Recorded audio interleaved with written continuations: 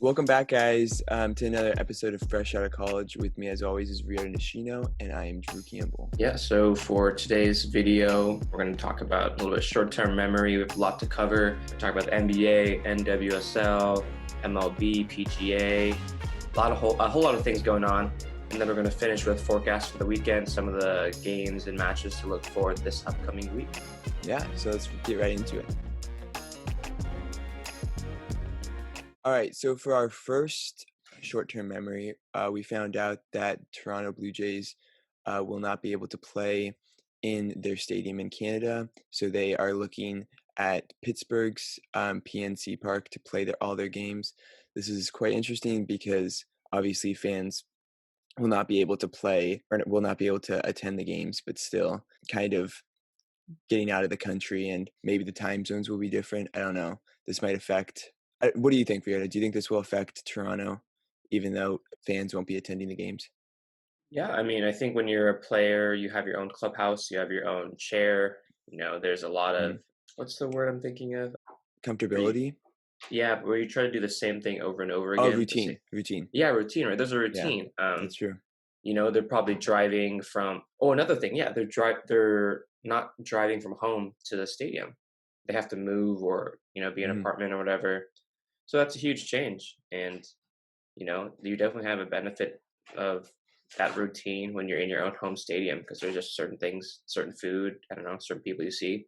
Yeah, that's true. It's also interesting because the Toronto is allowing hockey to continue their games. So I don't know if this is just because baseball, they don't want teams coming from the States, which would make sense. Well, I think also hockey's kind of being a bubble situation, so they can Okay. contain a little bit more. But yeah, I think they're worried about if the Yankees from New York come into Canada, Yeah, bringing something in. That's understandable because Canada's numbers are really low, so I think they want to keep it that way. that is true. This will be also interesting because for there's no for first there's no Toronto team for the NFL, so I guess you don't have to worry about that. And what do you think would be more kind of consuming, a football team playing their games or a baseball team coming and playing their games? As far as kind of safety measures and Yeah, dangers. as far as like the ability to perform it and kind of do that, do you think it would be easier or harder for a football team to Oh, kind to of play? perform out of their home stadium or home city, you mean? Yeah. Oh, that's a good question. I don't know. I kind of think football has more equipment and preparation, though, because like one of my old friends, he used to like work for the Seahawks in the equipment department, so he'd have to show up really early to games and put like the actual face mask on the helmets and get the pads set up. Interesting. So I think not being in your home stadium For football. could be difficult for home games, but I mean, they already do that for away games, right? All that transportation and stuff. So I'm not really sure, Yeah. but I I'm sure was football thinking players have routines stuff and routines just as much as baseball players do. So yeah, I was thinking in terms of like where would they play in football? Real hypothetically, because there is no Toronto team, football Toronto team, NFL Canada team. But where do you think their logical stadium would be? Do you think it would be Buffalo and have them share? Or do you think they would be playing maybe at a college stadium? I'm just trying to think oh, I see what you're saying. because for baseball, I mean, the ability to not have to change the logo every single time makes it easy. I don't know, this is just nitpicking. I'm nitpicking everything, but I just want to get No, your yeah, thoughts on I how think you think. it's a good conversation. The hard thing about college football is that they're trying to restart. They're having training, so I think college football stadiums are impossible to do right now. It's true. Yeah, I don't know. I mean, probably somewhere, closer to Toronto is going to be better. So that's like the East Coast teams, Yeah, Buffalo, New York Jets. I don't know. Not really sure. I don't really it's know. interesting. It Yeah. is interesting. Well, the big news out of baseball was that the Blue Jays have now been kicked out of Canada for the time being, just because of amid COVID. But Yeah. hopefully Sounds they like can get Justin into. Bieber. Sorry. Sounds like Justin Bieber. When he had that stint when he was Yeah. like in his early 20s. Yeah. But yeah, so Pittsburgh might have another team, and it's too bad that fans can't attend. But well, we'll see what happens. What's your update for NWSL? Yeah. So the Women's Soccer League, they're already into the tournament. they've had a couple of regular season games to make the seeding and everything work out. But a couple teams knocked out. Unfortunately, our own Seattle team, OL Reign got knocked out. The Washington Spirit are out. North Carolina Courage are out, as well as Utah Royals. So there's 4 teams left. Semifinals will be this upcoming week, which we'll touch on again later. Interesting fact: 3 of the quarterfinal games ended in penalty kicks. Oh, wow. So they really made it interesting. And I mean, PKs are always fun to watch for soccer. So Exactly. Who was the favorite? to win the whole thing, Yeah. I actually thought North Carolina Courage are really good. I thought the first game that they played in, they really dominated. They have a great center midfielder in Sam Mewis, a great defender, Abby Dahlkemper. I thought they had a really strong team going into it, but they got Yeah. knocked out. So Whatever. I mean, when you get into that bubble, anything can change. exactly. I thought it was interesting because you were kind of following it here and there over the past weeks. You said that you were unable to watch some of the games. Yeah. So Do you after think their that is? first game, Yeah. that was nationally televised, which was the first national televised game for NWSL, which was awesome. But they have everything through CBS All Access.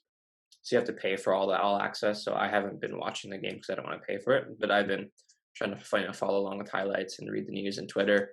That could be another interesting topic we talk about. Whether streaming, premium services are good or not for sports too. Yeah. I don't know. I feel like this. I don't think they lost out on a chance to kind of boost their game, but maybe having more games on ESPN would have Hmm. helped just the casual fan come. You know, Yeah, I I think mean, it I would have been a think huge difference because if you think about it, like the World Cup happens and isn't that's not on a premium cable. You can just flip to it and boom, you're watching a game. And like you exactly. said, the PKs happen, so it's always fun. Yeah, I mean, I think it's a lot of people are unhappy that they weren't on nationally televised TV for this whole tournament, Hmm. which I totally understand. But the league is still developing. It's only 8, 9 teams right now. It's not. I think it's working towards getting bigger and bigger. Kind of like the MLS has grown a lot over the last 10, 15 years. I think the NWSL is trying to grab traction now.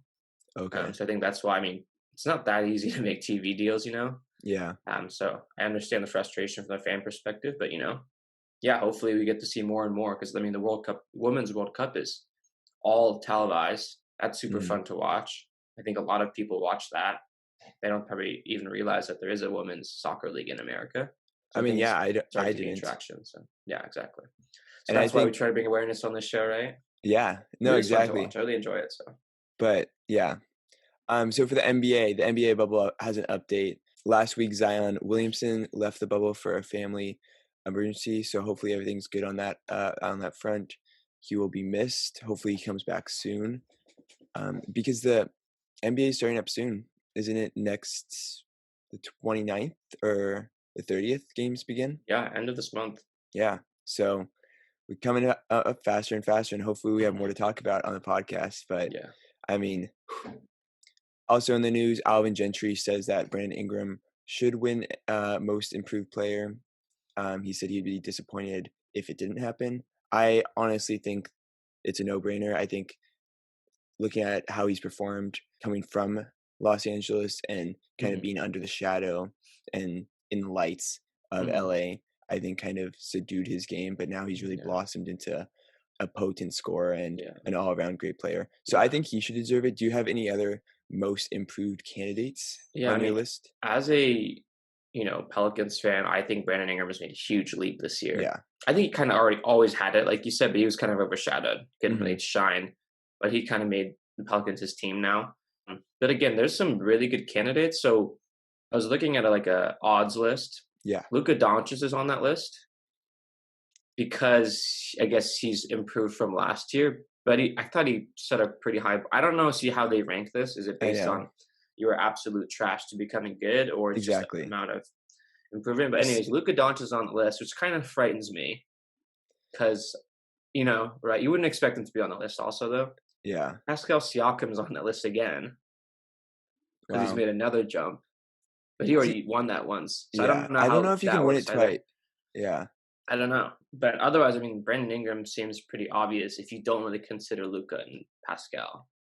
I don't think I would consider Luca because to be honest with you, I consider him as an MVP candidate, and I See, think that's I the can interesting sit. thing. He was on the MVP list and the most improved list when I recently looked at one, so it's kinda Yeah, like, and huh. I think I but also my reasoning for this is I get how, like, okay, you can be really, really bad, and then you can become an MVP, and then that would make you an MIP, most improved Mhm, player. But I mhm. think coming into the league, I think he had a lot of hype, and I think he performed to that hype as Yeah. being that, that top pick. And I think wasn't he in Rookie of the Year conversation last year? Yes, I'm pretty sure. So I think when you have that Who won standard, Rookie of the Year last year? I'm gonna look. Can't I feel remember. like you can't really, I don't know. Most improved player, I feel like, is a player that's averaging maybe 10 points a game and then goes off to be 22, 26 points a game. Luka won Rookie of the Year last year. Yeah. That's right. Well, see, how are you gonna give an most improved player to Yeah, yeah. a guy that's gonna be has I don't know. It's interesting. It's not like he had a lapse of a year, so That's true, yeah. but Luca has made great strides, and that's crazy. I think it does go to Brandon Ingram because, like you said, he has outshined in New Orleans, and I think also Lonzo Ball has also performed well. I mean, his Yeah, shooting is still not the best, but dude, he's talented, definitely yeah. getting more opportunity than he did in LA. Yeah, and Josh Hart's So, playing great too, the 3 or 2, depending on where they need him. yeah. I've always Mm. thought Josh Hart was a little overrated though, but that's my take on him. It's just You my just take. mad he's from Nova or something? No, I'm not mad at all. I I'm just saying like I don't know what he we'll get into it later. think he's a Uh, solid role player. That's all he is, I right think he now. is too, but like yeah. Okay. We'll get into that later. Another argument for another day. Also, big news out of the NBA. Shortened quarters are going to be in play for the first game of the bubble. So from 12 minutes to 10 minutes. What are your thoughts on this, Ryota? I didn't read the news on this, so give me a little, Yeah, information. So is this just for the first couple of I games think or it's for just for the first few games. Oh, okay. It better not happen in the playoffs. I don't think it will happen in the playoffs. Yeah. I think it's just for that first expedition game, to get the feet underneath you. But 12 minutes to 10 minutes, that's 8 minutes off. Could be a big difference. And I mean, if Yeah. people like it a lot, then it might switch to 10-minute quarters. Yeah, I mean, it's low scoring games. Games gonna go by quicker. Yeah, it's interesting too because 'cause I'd figure that they might wanna keep it at 12 so the coaches could get used to strategizing, Yeah. how to maintain, people's loads, especially at the beginning because not everyone might be at, maximum fitness. Hmm. So I would've thought maybe keeping it at the standard 12 so the coaches could figure out a system where they made sense, but I mean, I don't really Yeah. know. No, that's a good point because also players use that 12 minutes to like, okay, well, so personally for me, when I played basketball, I was like, okay, this is usually when I go rest or when I get into the game at this point mark. Mm, But when the quarters are shortened, then it kind of throws it off, you know. yeah, yeah, yeah. And like you said, with Toronto, they have a routine, so we'll see what Yeah. happens. And maybe if everything goes well, they could implement this into the preseason. I Yeah. don't know. Or summer league or I don't know, Exactly, whatever. summer league. That is yes, and they do something similar to that in the summer league, I Oh, think. they do? Also, Tracy McGrady and Jermaine O'Neal, did you hear about this? Are planning to start up a player representation agency, and Mm, they're going to call it 7-1, which is a combination of their jersey numbers. O'Neal was number 7, and of course Tracy McGrady was 1. So some cool marketing there, 7-1. So a little context on the two players. Tracy McGrady is known what will play from 97 to 2012. He was most notably a Houston Rocket and Orlando Magic. And he's on the short list for winning two-time scoring champion for being a two-time scoring champion and is of course inducted into the Hall of Fame. O'Neal played a long career as always, 96 to 2014, and was a six-time All-Star. Both players came out of high school. I thought was interesting. mm, So maybe they'll target some of those players. I don't know. Maybe if the NBA decides to do one and done deal or a straight to high school route. mhm. And also they're trying to compete right away, so they will try and grab players from the 2021 draft, and their goal is to compete with the high profiled agencies like Clutch Sports, who Okay. has LeBron James and Anthony Davis and many more. Mm, Excel Sports, who has Kimball Walker and Blake Griffin, Mm, and BDA Sports, which has Luka Doncic and Goran Dragic. mm, So it'll be interesting to see how the sports agency works. I mean, they do have great insight into the game. They have mhm. longevity, and they've also battled injuries. So, and they're branding themselves as a unique way of becoming a sports agency. So, we'll see if people come to it. I mean, what are your thoughts on having two former players open up their agency?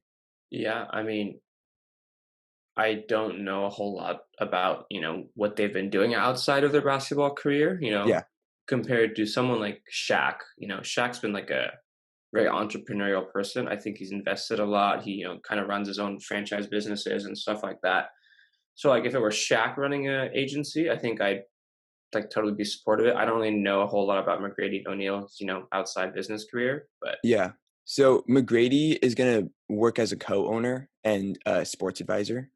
okay. And then O'Neal is just going to be a partner, and this summer will take his NBA PA test to become an agent. So he will be a certified agent, while McGrady will just be an advisor. Oh, interesting. Um, Okay. but yeah, so I don't know. It'll be interesting because they both have had very interesting careers. They both battled through injuries, and they Mhm. both had seen the highs. So I think you're right. It'll be it'll be fun. What do you have for the PGA? Yeah, so the PGA tournament, the most recent one was the Memorial Tournament, which was played in Ohio at the Merrifield Village Golf Club. There were a lot of surprising names, I guess, that were kind of in the top five finishers. Partly because we had seen so many common names throughout the past couple weekends, but a lot of them didn't make the cut. Mm, So Bryson DeChambeau, remember who Shane talked about a couple of weeks ago? right. He scored a 10 on the 15th hole on Saturday or on Friday, and then he entered the week with 7 consecutive top 10 finishes, but it's kind of Didn't yeah. didn't do his game, and he got cut. Sung J M also got cut from Korea. I think Shane had some high hopes about him. Just didn't play well this weekend. Paul Casey's a popular name that we all hear about. Daniel Berger, who won, or I think he won a couple weeks ago, or at least he was in the top five finishers again. He got cut. Ricky Fowler was out. Justin Rose was out. Ian Poulter, common name, was out. Hideki Matsuyama was out. Webb Simpson, who won Wow. recently, he got Yeah. cut. Dustin Johnson, who also won recently, shot a 16 over on, Wow. on just Thursday and Friday. He was probably the worst score out of all of those popular names, but it was really just a tough week, and the course played really difficult for a lot of these top-notch players. I know the weather wasn't too much in favor either, but I mean, still, That is tough, yeah. yeah. But with the good news, John Rahm, a Spanish 25-year-old, won. He shot a weekend score of 9 under, but on championship day, he did shoot a 3 over. So he was 12 under going into Sunday, but shot 3 over par. He won 9.3 million. Oh my gosh. That's a lot of money. That is a lot of money. I think golf is one of those games where you can really be on and then obviously you can be off, but Mhm. that golf is a tough sport, man. It's a tough Yeah, sport. But I mean, it's so crazy how like the money system works too, though. Like everything's prorated. So if you finish 10th, you're gonna get like a certain percentage or whatever. But you'll okay, still make yeah. a decent amount of money. At first place, you almost make 10 million. It's crazy. It But is crazy, but it's also like I can see I can see it being really profitable too, mhm. because I know a lot of people tune in, and it just I mean, there a lot of sponsorships happen there. Yeah, exactly. Um, and it's been around for so long. Mhm. It's really cemented itself. Yeah. But wow. Well, hopefully is when's the next do you know the next I didn't tournament? look up what next weekend's was. But hopefully Um, they can bounce yeah. back because those were some big names that fell from the Graces, but Yeah. hopefully they can rebound. Madden recently kept on updating and releasing player ratings, and I kind of want to go through some of the player ratings with you and take see your take on it. Mhm. So obviously the 99 club is Michael Thomas, Stephen Gilmore, Aaron Donald for the fourth consecutive year, Christian McCaffrey, and Patrick Mahomes. So no surprise there, really. Pretty interesting that Aaron Donald has been a 99 for 4 straight years, just goes to show his Hall of Fame caliber. Mhm. Henry Ruggs has a 98 speed, and outperforms John Ross, who John Ross is notable for breaking the 40 run. And I think John Ross is only a 96 speed overall, Hmm. so pretty interesting there. Henry Ruggs is also the top wide receiver rating at 76 overall. Joe Burrow is a 76 overall as well. So kind of just fun to look at. And then for the second year wide receiver players, because there was a huge class last year, the top player is Terry McLaurin at 82 overall. AJ Brown's at an 81. Debo Samuel's at an 80. Marquise Brown's at an 80. And DK Metcalf is at a 79 overall. So Hmm. not, yeah. I was expecting DK to be at least a little bit higher up in the second year wide receiver ratings, but Mm-hmm. it is surprising that he secured one of the last ones of the big Mm-hmm. group. Mm-hmm. JJ Watt's still a 98, even though he has missed a considerable amount of games in the Mm-hmm. last few years. Kind of big. Gronk, who didn't even play last year, is a 95 overall. Yeah, I didn't like that. Third tight end. Obviously, you have George Kittle and Travis Kelsey. Or yeah, but then Gronk's third, and then you have other players that played last year and is only a 92. Saquon Barkley's a 91, and Minka's an 87, who led the league in interceptions for like 5 straight games. So Mm-hmm. my big takes. What are your first big takes, and then I'll get into mine. My Yeah, gut reactions. I like the 99 club. I think you get a good variety. Mahomes, Donald, Thomas, CMC, and Gilmore. I think they all deserve it. Yeah. I think just from the trend of what Madden is doing is they're trying to.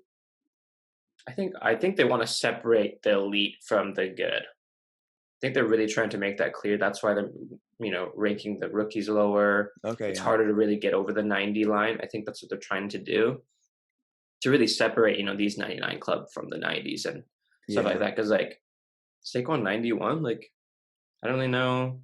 I would have ranked him higher, but I think again they're trying to make it different, and I think making it a little bit more balanced. Because if you have so many good running backs and Mhm. receivers and offensive players, it's going to take over the game. I Yeah. think in a way. So I think they're trying to make it more balanced, so you can't really stack your team up, with these kind of players. But I really didn't like Gronk being a 95. I didn't either. Yeah. I just don't think that's. I think if he was a 90, that'd be good. I don't think 95 is a little too high because I think there's other tight ends that deserve better, like Zach Ertz, maybe even Mark Andrews. Exactly. You know? Zach Ertz, I thought, was the one that got kind of downplayed here. Yeah. One thing I want to say though is Henry Ruggs, who's a rookie, is a 76 overall, but DK Metcalf, who had a great year last year, is only 3 points higher. I thought that was interesting. I don't know. I don't know. At 79 for DK, and I guess if you're not a Seahawks fan and you didn't get to see him play, maybe that is why. Hmm. But I mean, just his pure speed and his athleticism, and he came up clutch. But that's my little like rant on it. JJ Watt and Gronk, 98 and 95 respectively. It sort of seems like Madden is kind of if players don't play and are injured, then you have a better chance of ranking higher. Yeah. Because Saquon Barkley played through injury and is still 91. It doesn't seem like Yeah. I don't know. That's a good point. I don't know. JJ Watt at 98, and I don't know. Yeah. Okay, let's move on to MLS updates. Yeah. So the Sounders won Yes, yesterday, and they had to win yesterday to make it into the tournament, just based on the standings and the group. How the group was playing out. So Sounders in. They beat Vancouver 3-0. So they clinched their spot. Right now they're slated in the second slot, but if there's another game that needs to be played between Chicago Fire and San Vancouver. Jose. So if Chicago wins, they'll be second place, but the Sounders will be third place, but they'll make the wild card spot just because of how the other group standings are playing out that the Sounders already clinched. So Group A, Orlando FC and Philadelphia Union are in. Group B, so the Sounders and San Jose Earthquakes and maybe the Fire as a third place team.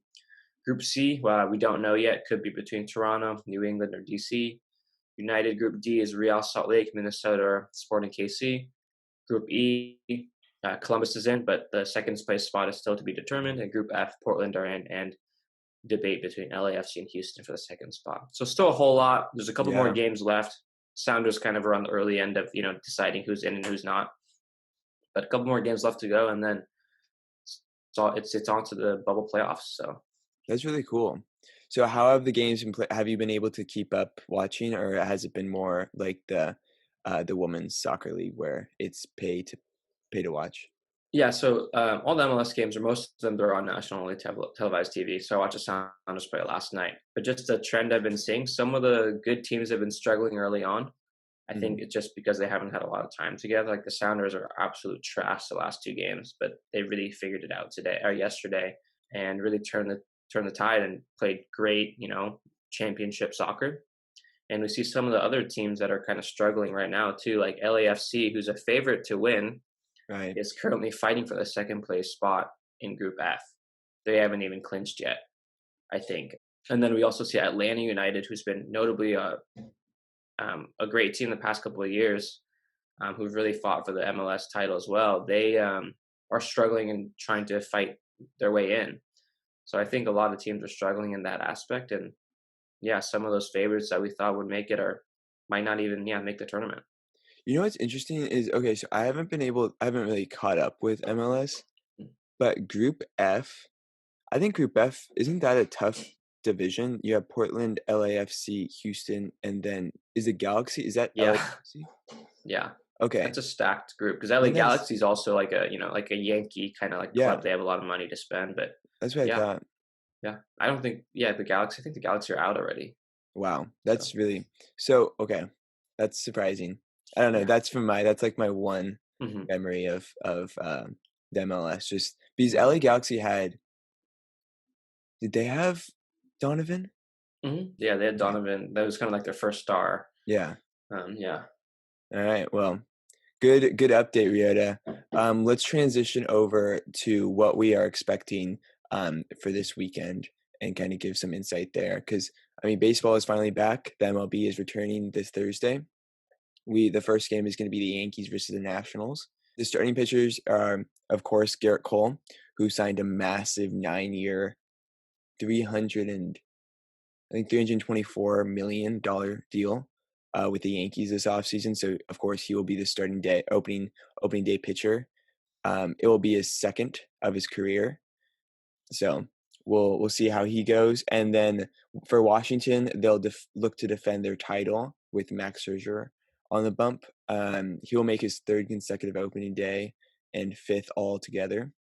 He is currently a 1-2 with a 1.27 ERA in his last four prior opening day starts. So Mm. pretty good. Who are you taking for the first game of opening day? Nats. Nats? I'm going for the defending champions. I like the Nets, but I think I gotta go with New York. I think I gotta go Garrett Cole here. He's been performing really well in their dubbed spring training again, and I mean the Bronx Bombers.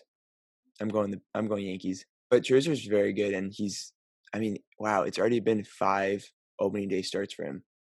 That's Hmm. crazy. Giants versus Dodgers finish off the double header for San Francisco. Johnny Cueto will be named the opening day starter. He, as you know, is returning from Tommy John surgery last September. So he is 1-1 with a .64 ERA in his last 4 previous career opening day starts. So really low on that ERA. Doesn't give up many runs. And then, so for the Dodgers, you have Clayton Kershaw, who will make his ninth career opening day start. His streak of 8 consecutive opening days was cut short last season because of the injury, but he is 5-1 with a 1.05 ERA Mm. in those Impressive. um, opening day starts. So, who do you have there? I think I have the Dodgers. I hope you have the Dodgers too. Yeah. They're just too Pretty good. no brainer. Yeah. But hopefully Johnny Cueto can, show out Yeah. It'll be with fun the to see. .64 ERA. I kind of wanted to do a little quiz for you. I'm going to give you 2 players. Okay. You have to name who has the record for opening day starts. Okay? And if you can name how many they have, that's an extra bonus. All right, Tom Seaver or Randy Johnson? So most opening day starts. Yeah, Seaver, nice. Do you know how many he has had? 12. 16. Oh my Randy Johnson has 14. That's crazy though. 16 straight years of opening. You that means you have to.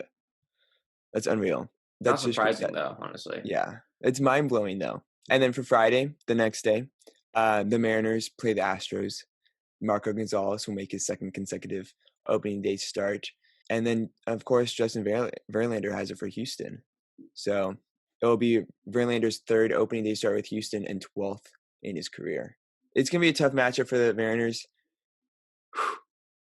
I got to go Mariners, but Houston is always tough, even though they don't have garbage cans. So we'll see what Yeah. happens. I mean, it'll be really interesting to watch and see if the Mariners going to do anything. Like, if it was Nationals versus Astros, Yeah. that's a different story. But I mean, are the last place, historically last place Mariners going to do anything to prove a point against Astros? I don't know. I think it was also disconcerting when we found out that they cheated, just because like we played the Mariners played in the division, so of course the Mariners had the brute of like the cheating in that sense. Hmm. So it will be interesting. Houston's still very, very good. They're very dangerous. But the Mariners did show out last season, and I think they got off to like a 12-3 start. So, anything can happen. What do you have for your forecast? Yeah, so coming back to the NWSL, so we're into the semifinals now. So they're gonna be played on Wednesday. The first matchup is Portland Thorns versus the Houston Dash. I'll give a little context, and then I'll have Drew also kind of pick his teams too. But Portland Thorns, always been a fan of. I mean, they're a local team. Obviously, they're not from Seattle, but from Portland, a very respectable team. Their young goalie, Bella Bix, I think her name is Bella, but Bixby is her last name. She's been playing really well, doing great. I think she's like 24 or something, playing outstanding. Lindsay Horan, from the U.S. Women's National Team, big center midfielder, is playing amazing soccer. I think you could consider her almost the MVP of the tournament. She's played really, really Oh, well for wow. that team. 35-year-old Becky Sauerbrunn, the captain for this team, and then for the women's national team, she's just been playing solid defense as well. Just kind of one of those great veterans. They also have Kristen Sinclair from Canada, who's 37, that one of those legendary players, kind of like Abby Wambach of Canada. She's playing kind of forward and center attacking mid role for them. And they also have some young talent in Morgan Weaver, who was a draft pick, and then Simone Charlie, who's been great off the bench. Weaver's been playing a lot in the starting lineup. She scored a goal, I think, the last couple of games. But the Portland Thorns are really good overall team. They have a good defensive core, good goalie, great center midfielder, and then some really fast wingers who can put the ball in the net. So I like what the Thorns have right now. But then they're going up against the Houston Dash. They have Jane Campbell in goal, who's also very solid. They have Rachel Daly, the star England forward, one of their biggest attacking threats, and she also has a captain's armband. And they also have Christy Mewis, one of the anchors for the Dash in the midfield, who's also the sister of Sam Mewis, who's plays for North Carolina. And then they also have experienced midfielders in Christine Nairn, pair with Mewis, and get the ball up to Daly in the attack. So they do have a pretty good attack, but I don't know. Or what do you think, Drew? Which team sounds intriguing to you? Well, just by hearing what you've been saying, I think I have to go Thorns because you said they had the two young guys or two young gals in, I think, was it Bixie and Haran? Hmm. And then they also have veteran experience. And when you compare Ambi Wambach, when you compare a legend for the U.S. national team with another legend for the Canadian national team, I think I have to go with that team. Yeah. But who do you have? Is Yeah, that right?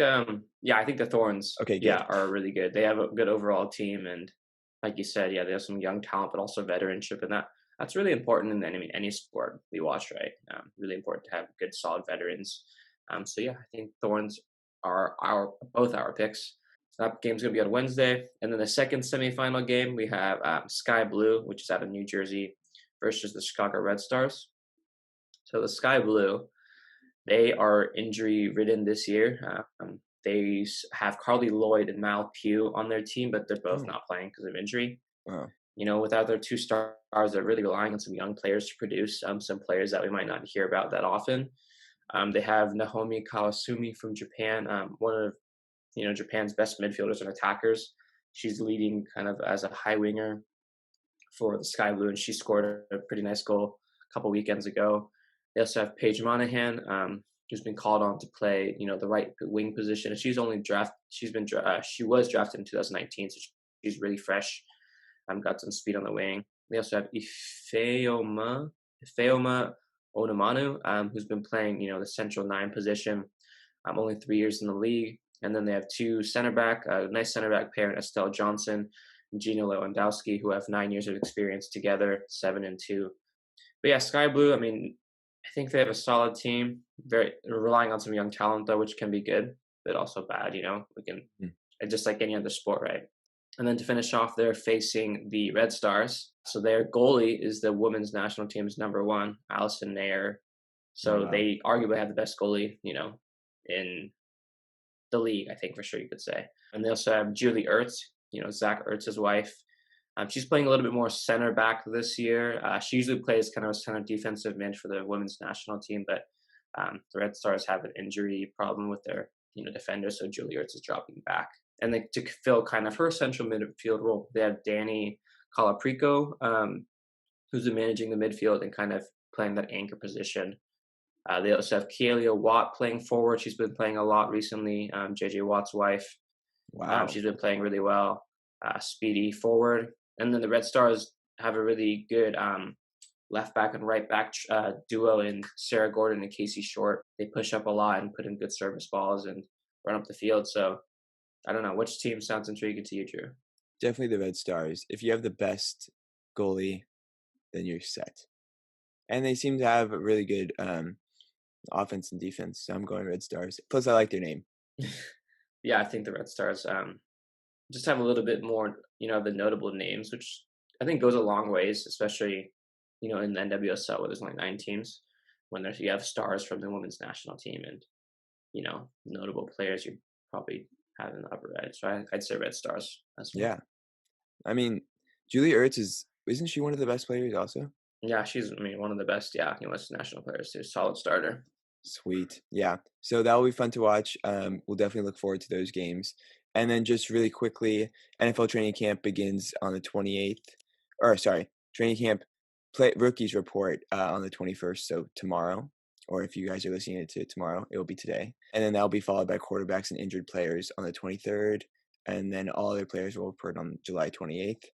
So, but one interesting to note is that only 20 players will be allowed at team facilities at a single time to help, not limit interactions. So, looking forward to that. Hopefully, they can get to an agreement with the NFL and the NFL Players Association to begin games. But this is a solid first step. We'll see what happens. But yeah, I think this finishes up our forecast for the weekend. It also finishes up our short term memory. So, thanks everyone for listening, and we will see you next week. See you guys. Yeah.